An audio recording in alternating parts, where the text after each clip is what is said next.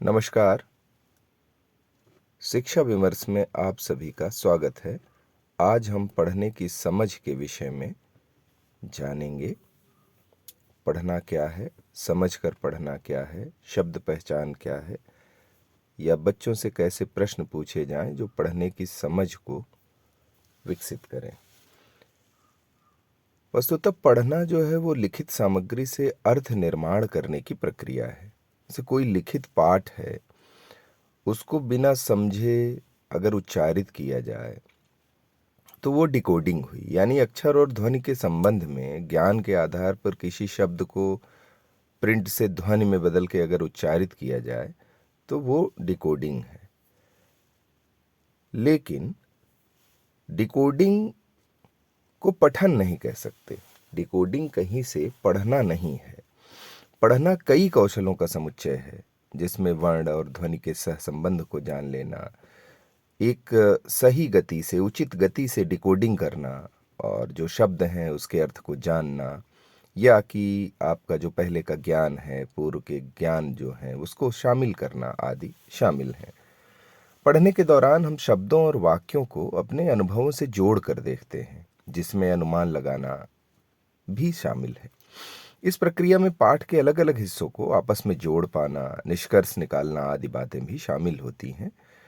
इसके लिए अगर हम कुछ ऐसे देखें, इसका समीकरण रूप देखें, जो कि आप स्क्रीन पर देख सकते हैं, कि शब्द पहचान और भाषा के विभिन्न पहलुओं की समझ का गुणा यदि करें, दोनों का सम्मिलन करें, यानी विभिन्न पहलू यदि भाषा के समझ लिए जाएं और शब्द पहचान हो जाए, तो जाके समझ के साथ पढ़ना संभव हो सकता है।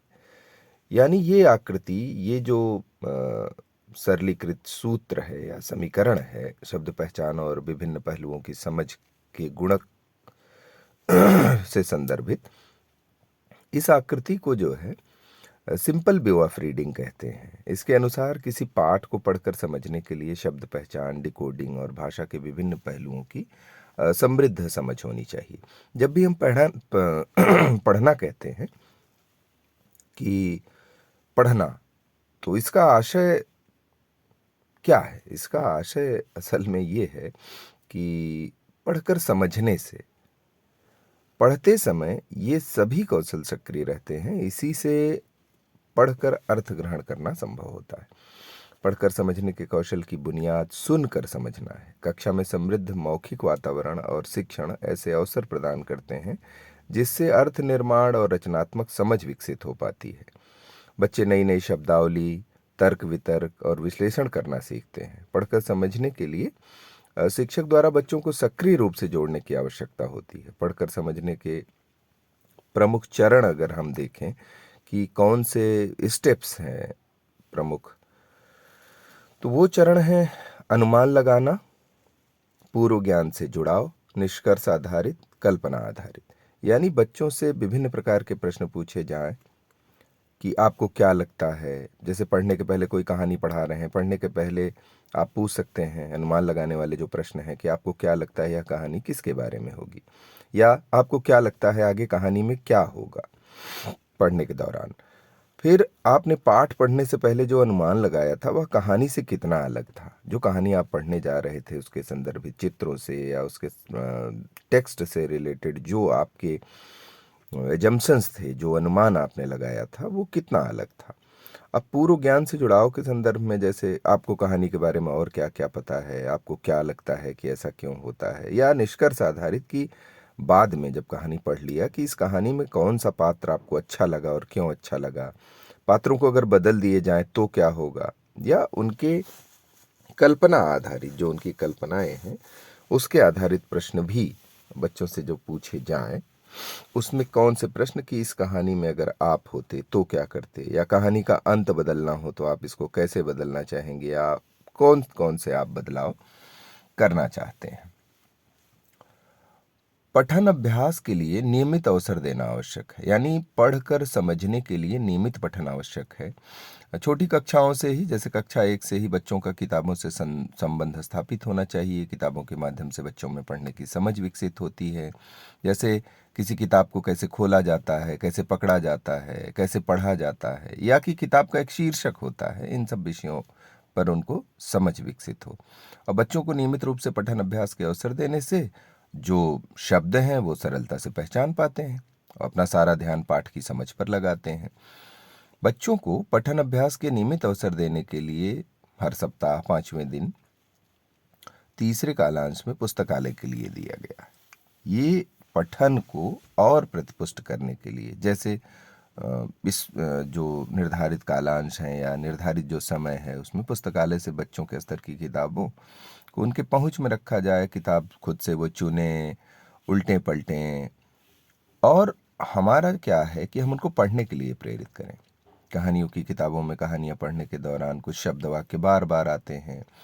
ऐसे में बच्चों को उन्हें पढ़ने में हर बार विशेष ध्यान देना पड़ता है। ऐसे शब्द दृश्य शब्द कहलाते हैं।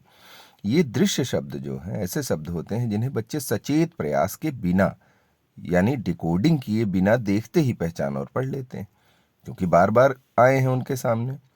वही फिर लोगोग्राफी और डिकोडिंग का जो रिलेशन है वो आता है कि जो शब्द बार बार आवृत्त हुए हैं उनके दृश्य में, तो वो दृश्य शब्द बन जाते हैं और ये दृश्य शब्द देखते ही पहचान लिए जाएंगे और पढ़ लिए जाएंगे।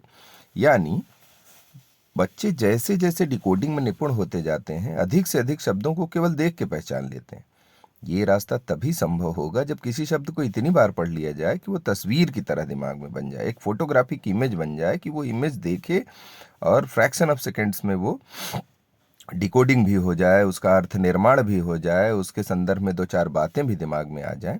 ये बात तभी आएगी, ये दृश्य शब्द वाली जो स्थितियां हैं तभी आएंगी जब बार बार उसको इतनी बार पढ़ लिया गया हो कि वो दिमाग में बस जाए।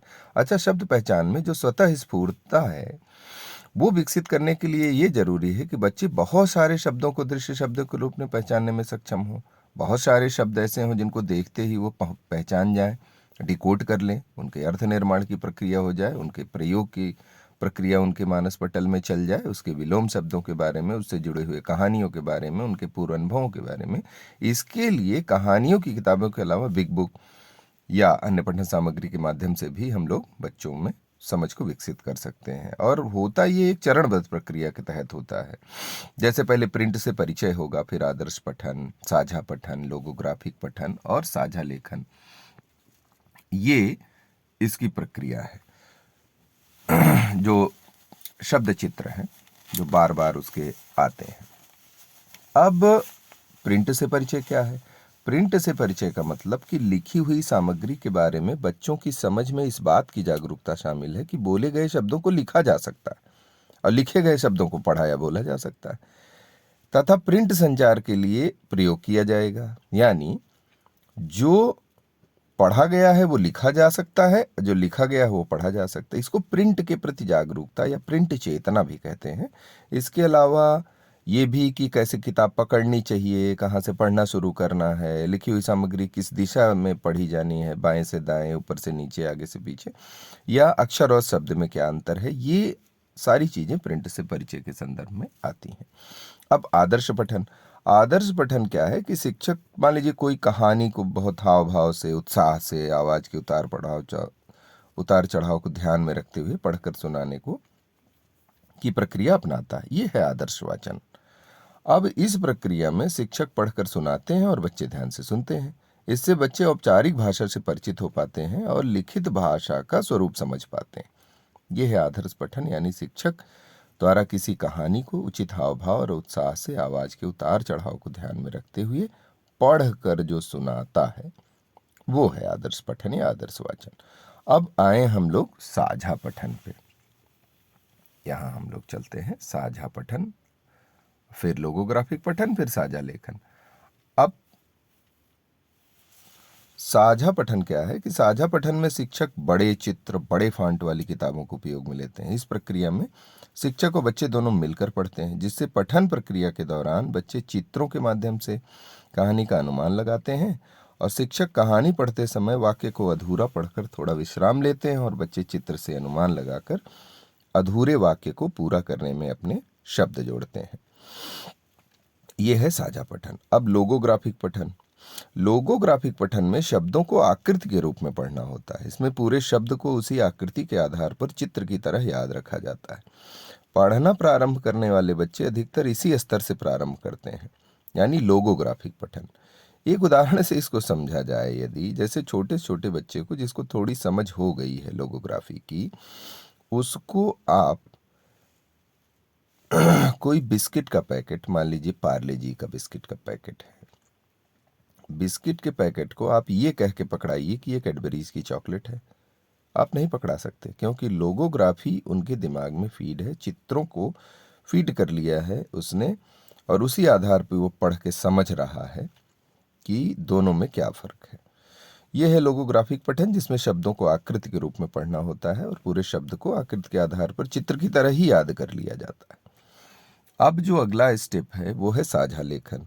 साझा लेखन भी पढ़ने की समझ का एक महत्वपूर्ण हिस्सा है, यानी चाहे शब्द पहचान हो या विभिन्न पहलुओं की समझ हो, समझ के साथ पढ़ना हो, या कि कोई चीज़ पढ़ रहे हैं या कोई चीज़ सुन रहे हैं, तो इसकी प्रोसेसिंग जो है मस्तिष्क में जा रही है, यानी पढ़ी या सुनी हुई बात को तभी तो हम समझ पा रहे हैं। एक ऐसा यंत्र की व्यवस्था है कि मस्तिष्क में पढ़कर समझना और सुनकर समझने के लिए एक ही यंत्र काम करता है दोनों में।